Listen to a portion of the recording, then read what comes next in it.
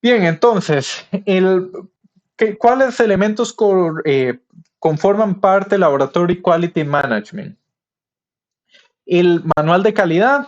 Se debe tener un manual que describe claramente los sistemas de calidad, los requisitos que se deben de cumplir, personal y capacitación. Esto va asociado a lo que mencionó Girlania. El personal tiene que estar capacitado ante situaciones de seguridad, tiene que estar capacitado en lo que es manejo del equipo, tiene que estar capacitado en lo que es el seguimiento del proceso, el equipo tiene que estar limpio, o el equipo tiene que verificar que esté calibrado, tiene que verificar de que la etiqueta de calibración del equipo esté vigente.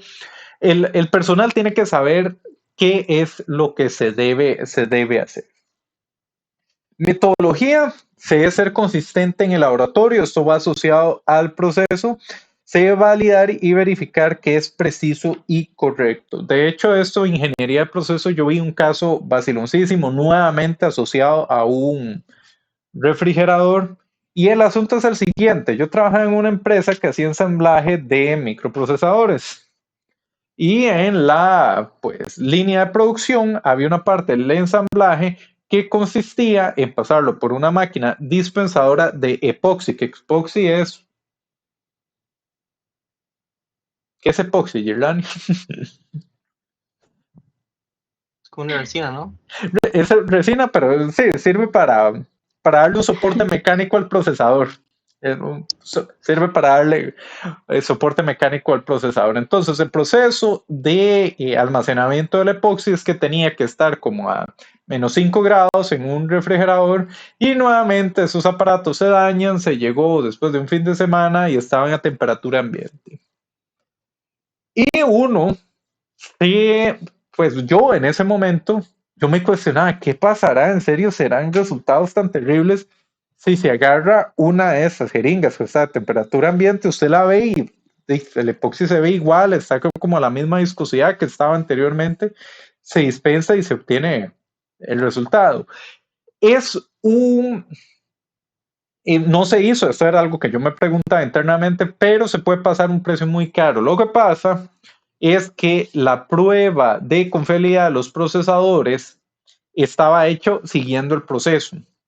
Si usted ya ponía un epoxi que no se había seguido, no se había almacenado correctamente, el procesador inicialmente, recién salido de la fábrica, podría parecer funcionar igual, pero al pasar del tiempo, dígase un año, con la exposición al calor, podría empezar a resquebrajarse y dañar la computadora del cliente. Entonces, si bien el impacto de no seguir el proceso no es evidente en el corto plazo, a largo plazo se desconoce los resultados que puede generar. Entonces, es parte por lo que se sigue, se deben de seguir el proceso y las metodologías. Entonces, también eso va asociado a que se requieren manuales de referencia internos de cómo, por ejemplo, tener muestras de control para métodos estándar. Girlania, ¿usted alguna vez trabajó con muestras de control? Sí, siempre teníamos que, digamos, en los laboratorios de la U siempre hacíamos una curva de calibración para luego comparar como un modelo lineal, digamos, el resultado que nos había dado a nosotros con respecto a eso. Entonces siempre teníamos como, sí, ya valores muestras que sabíamos cuánto valían y así. Y, ajá. No sé si eso es a lo que se Sí, refiere. sí, sí, sí, es exactamente Ok. eso. ¿Y cómo se sabe que las muestras de control están en control? Porque eso en sí se convierte en un problema. Ujú. Eso era porque lo preparábamos ya como nosotros sabiendo, o sea, lo preparamos desde cero nosotros, pero sí, obviamente siempre hay cierto eh, posible, digamos, error, pero siempre veíamos como, o sea, hacíamos diferentes valores de esos controles, entonces veíamos la curva y el valor de R cuadrado a ver qué tan Ujú. bonito salía, pero sí, eso también es un problema ahí.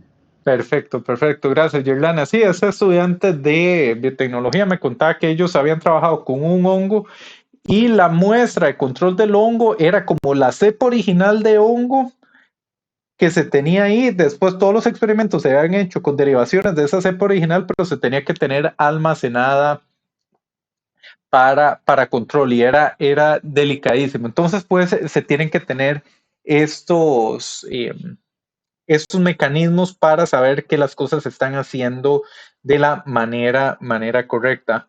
Uso de bitácoras, procedimiento y análisis del experimento. Por ejemplo, los terciarios míos, yo les digo que apunten exactamente todo lo que hacen. Y eso se los digo yo de experiencia personal en la tesis. Por ejemplo, en la tesis yo llegué y configuré un equipo.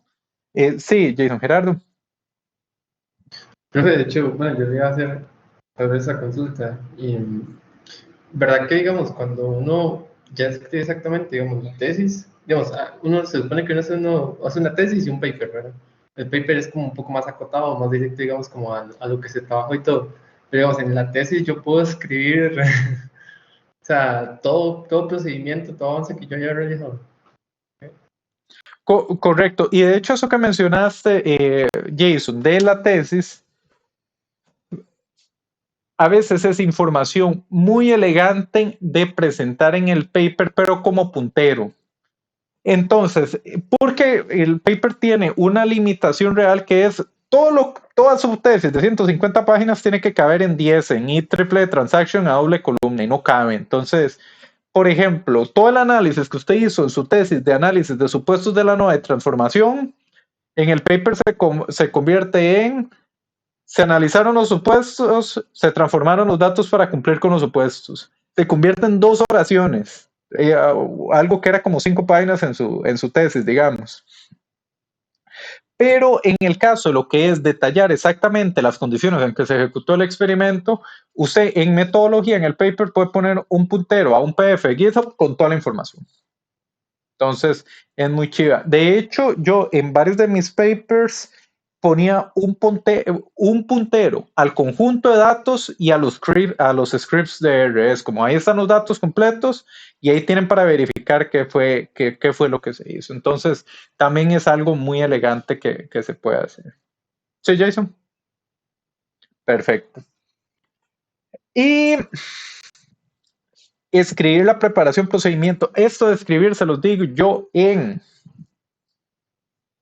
experiencia personal. En mi tesis, yo pasé 3 días en jornadas de 16 horas configurando un equipo, unos drivers para una distribución de Ubuntu del 2018.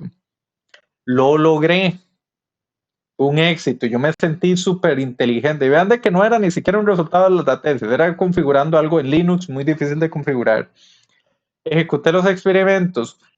Ocupé como a los 3 meses volver a configurar ese equipo y yo no había documentado nada. Tuve que volver a pasar 3 días de nuevo redescubriendo qué era lo que había hecho antes. Entonces, que eso no les pase. Y si les ha pasado, aprendan la lección, porque estos son, pues, escenarios reales que ocurren. Documenten. Y el proceso de su tesis, documenten. La recomendación que le doy a mis tesiarios es: cualquier error que resuelvan, documenten cómo lo resolvieron para que no tengan que volver a pasar ese proceso. Y bueno, y costos y beneficios, el costo debe ser bajo, si no la gente no lo va a hacer, y los beneficios es confianza en los datos, menos problemas y menos costos.